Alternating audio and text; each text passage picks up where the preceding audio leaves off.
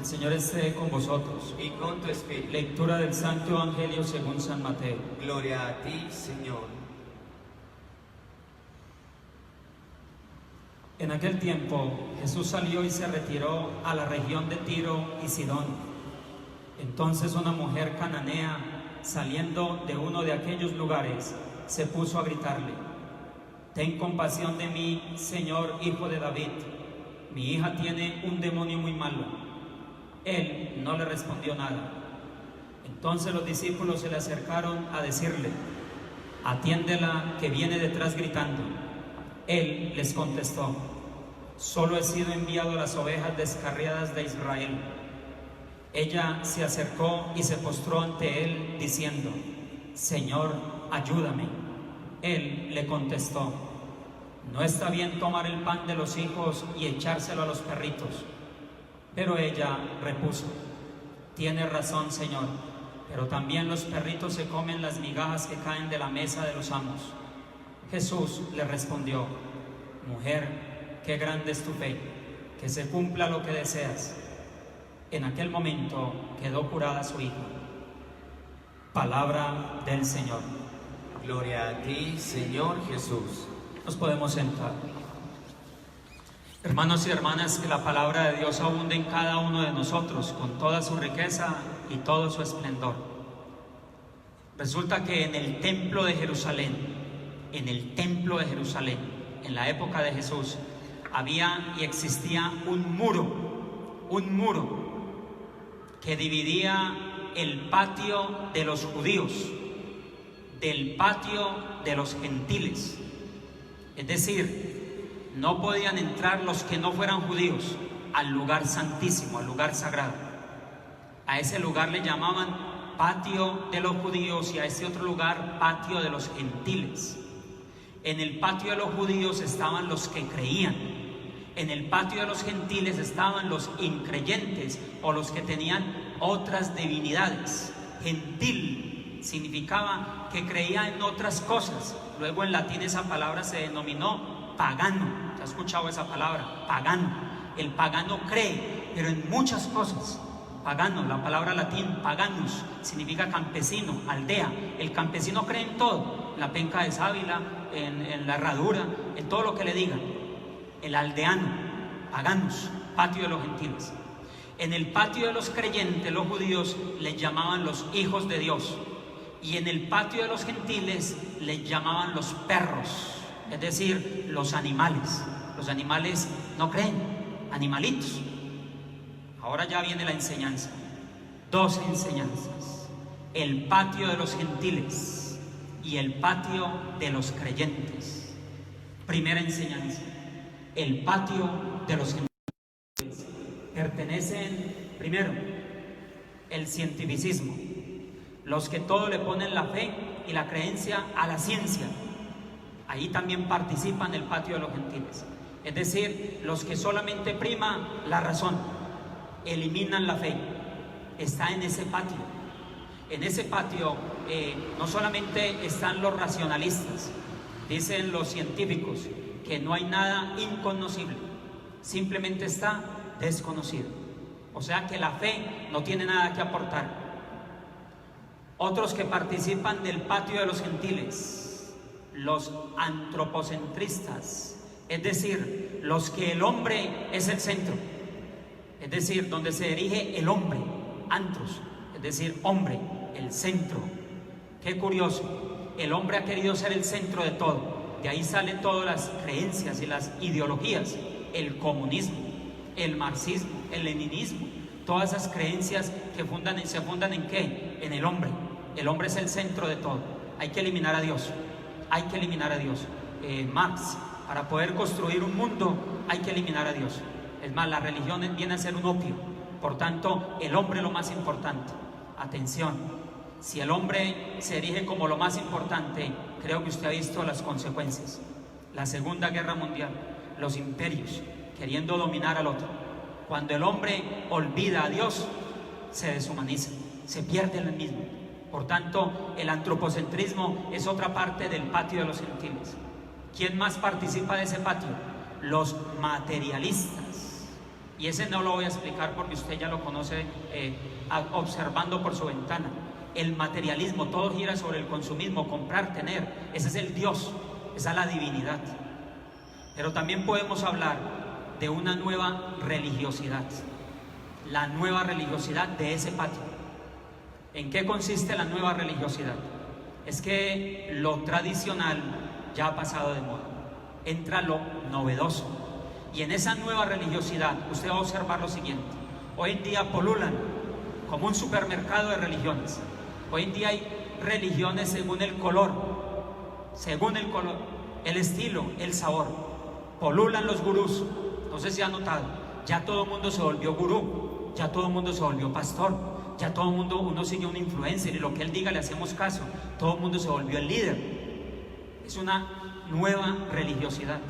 Es más, Dios no es un Dios personal. Si nota la nueva religiosidad del mundo actual, el Dios no es personal. Creo que usted ha escuchado esto. Se habla no de un Dios personal, de una energía, que Dios es una energía, que es una fuerza, que es un ser supremo, que es el arquitecto de la vida, pero en ningún momento es personal. En el cristianismo, Dios es personal, es Padre, es Padre. Yo le puedo decir, Abba, papito lindo, tenemos diálogo.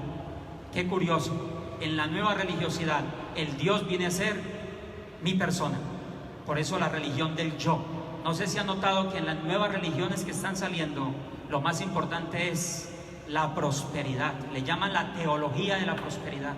De que si yo sigo determinada religión, tengo que estar bien, tengo que poseer bien. Es decir, la religión del éxito. No hay iglesias, no hay iglesias, no hay comunidades. Yo hago yoga en mi casa, solo. Yo busco una divinidad, soy muy espiritual, pero eso sí, no me congrego en comunidades, no voy a iglesias, no pertenezco a grupos minoritarios. Yo busco mi divinidad. Cada uno se hace a su propio Dios, según el estilo, color y sabor. No solamente eso, se niega la verdad. No hay verdad absoluta. En el cristianismo, Cristo es la verdad. Pero en las nuevas religiosidades, cada uno tiene su verdad. Relativismo moral. No solamente eso, se niega la tradición. Ya no importa la tradición del pasado, lo que mis padres me enseñaron. Importa la novedad. Y más que la novedad, importa el sentimiento, el sentirme muy bien. Entonces voy a un determinado grupo porque allá se habla muy bonito. Sigo determinada religión o hago yoga porque nadie me exige. Yo vivo mi paz interior. Es decir, no hay exigencia, no hay tradición, no hay un legado. Al fin y al cabo, yo soy ese legado. Vamos a pedirle al Señor que nos regale la gracia de identificar en qué patio me encuentro. Si estoy en el patio de los gentiles o estoy en el patio de los creyentes. Segunda enseñanza, el patio de los creyentes. Creo que estábamos escuchando este evangelio y ahora sí le voy a descifrar por qué estamos hablando acá. Resulta que Jesús, dice el evangelio de Mateo, que salió de la región, salió de los israelitas y se metió a la región de Tiro y Sidón. ¿Qué era esa región? La región de los paganos, es decir, de los que no creían en el Dios de Israel. No tenían un Dios, eran panteístas, todo era Dios. Atención, atención, que puede ser que yo también sea panteísta, puede ser que yo crea que todo es Dios. Jesús sale al encuentro de esta mujer y dice que se le apareció una mujer cananea. Los cananeos por antonomasia eran los más idólatras, adoraban todo y tenían algo nefasto, tenían la prostitución sagrada, que mandaban a las hijas a la prostitución y eso era un signo sagrado para Dios. Sacerdotes también vinculados a todas esas prácticas, es decir, llevaban un desorden en su fe. Pero dice que esta mujer sale al encuentro de Jesús, va a aprender los pasos para volverse más creyente. Esta mujer nos enseña cómo pasar del patio de los gentiles al patio de los creyentes. Primer paso que esta mujer hizo, dice que salió al paso de Jesús, buscó a Dios, buscó a Jesús. Lo primero que tenemos que hacer, buscar. Busque a Dios, busque a Dios, no se quede paralizado.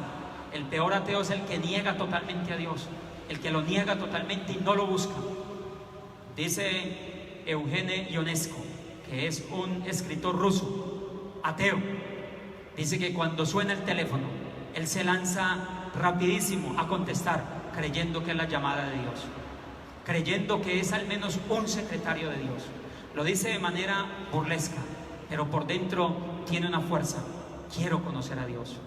El famosísimo Alexander Zinoviev, que es un escritor ruso, que precisamente escribió las obras cumbres de él, y se llama precisamente así, la cumbre abismal.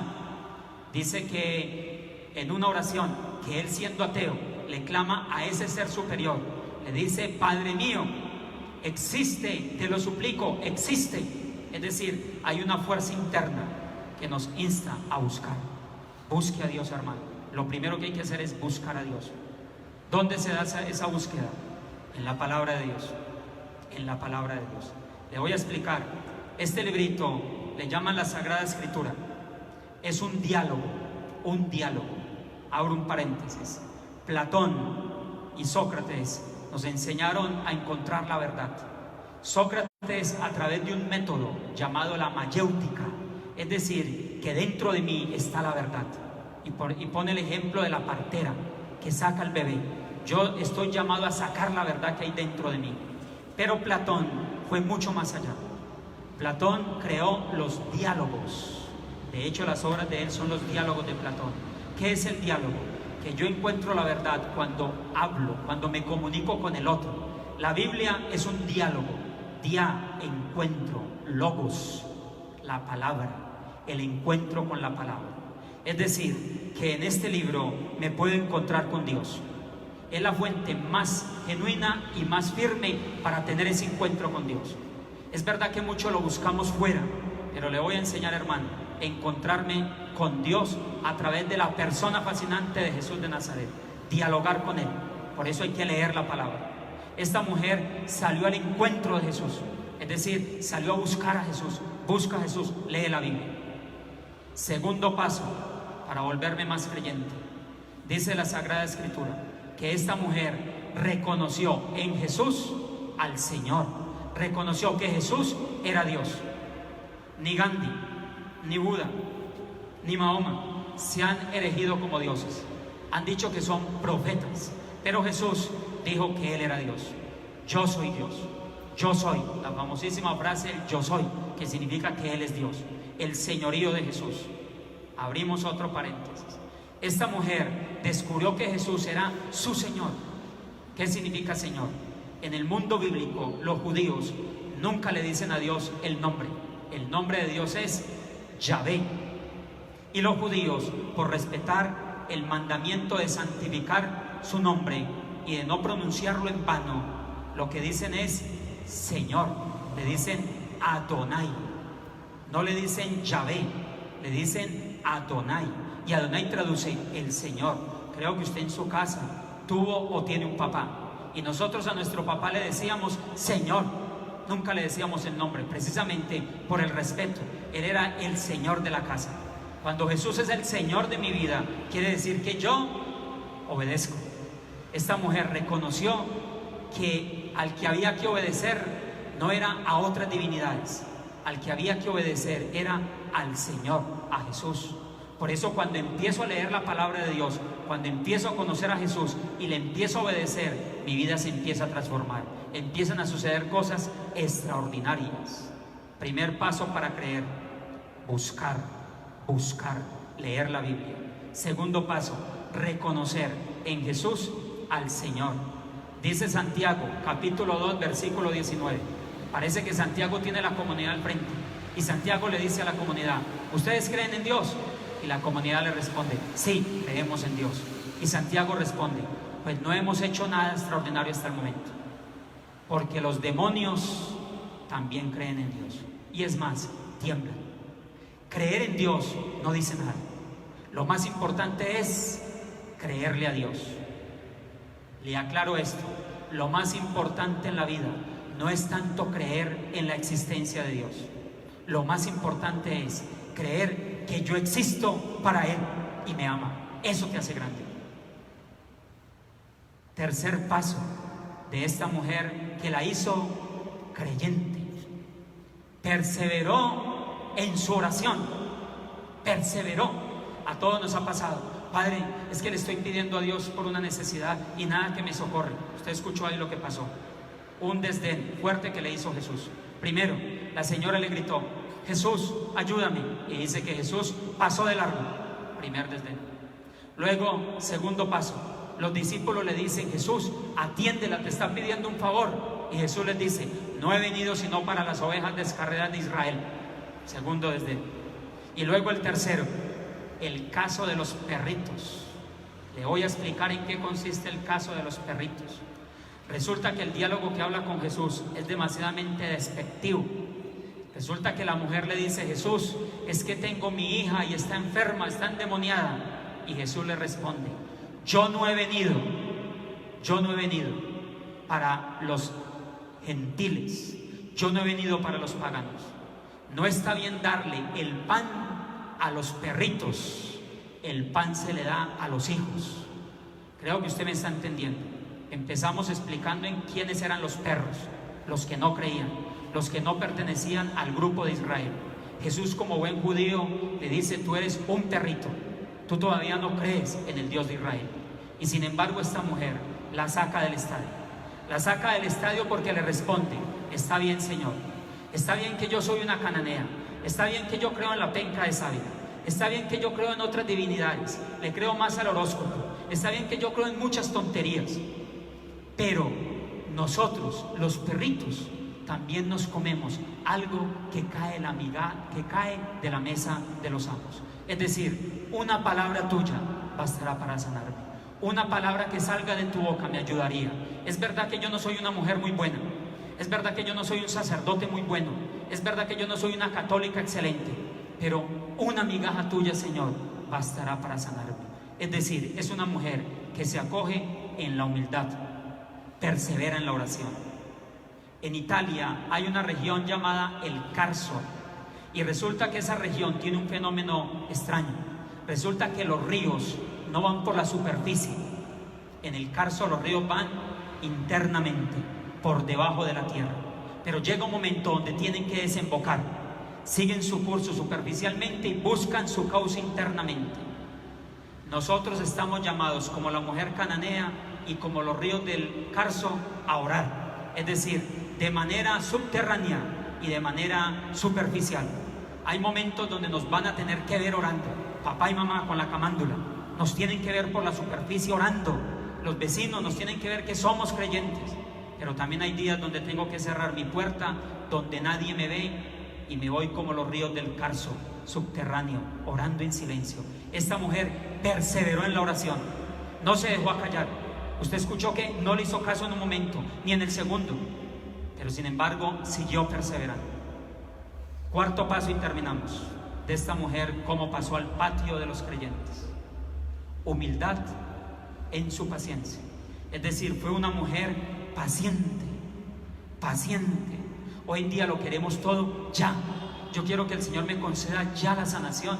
Yo quiero que el Señor me conceda el trabajo ya. Yo quiero que el milagro me llegue ya. Si usted lee la Sagrada Escritura, Dios se demoró 7 días haciendo la creación. La otra vez estaba dando una catequesis con los niños y un niño me dijo: pues Dios no es tan poderoso, porque si se demoró 7 días, entonces se demoró mucho. Él tendría que hacerlo de una. Es que resulta que la Biblia tiene antropomorfismos, es decir, que a Dios le damos forma humana. Quiere decir que Dios trabaja, y si quiere decir que Dios trabajó 7 días y descansó, le está diciendo que todo tiene un tiempo. Todo tiene un tiempo. Hay que saber esperar. Las bendiciones de Dios van a llegar. Esta pandemia va a pasar. No se desespere. Esta mujer siguió perseverando. Esta mujer siguió esperando en humildad. Pídale a Dios el don de la paciencia. El hecho de que no lo vea con mis ojitos no quiere decir que Dios no está conmigo. Dios sigue firme, igual que estuvo con la cananea. Dios sigue escuchando mis oraciones. Dios sabe de mi necesidad económica. Dios sabe que mi hermana está enferma. Dios sabe de mis dolencias. Él sabe. Simplemente está probando mi fe, porque hay un regalo mucho mejor. Creo que usted escuchó el regalo. Jesús le dijo: mujer, que te suceda conforme a lo que has creído. Gloria al Padre, y al Hijo, y al Espíritu Santo. Como era en el principio, ahora y siempre, por los siglos de los siglos. Amén. Creo